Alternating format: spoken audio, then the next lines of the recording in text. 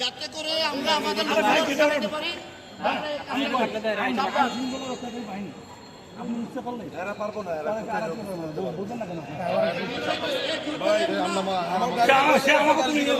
ভাই একটাই কথা কি জানেন, আমরা এখানে তো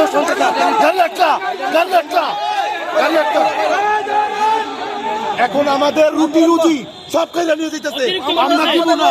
আমাদের বউ বাচ্চার খাবার এখান থেকে আমরা আহরণ করি। এখানে 9 জন সিন্ডিকেট আমাদের এই রুটি রুজি আমাদের বাচ্চাদের মুখের খাবার সব খাইলে নিয়ে যেতেছে। আমরা এটা কোনোভাবেই দিব না। আমাদের বাইরে অ্যারেস্ট করে নিয়ে যেতেছে।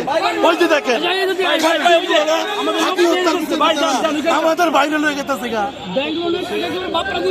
আমাদের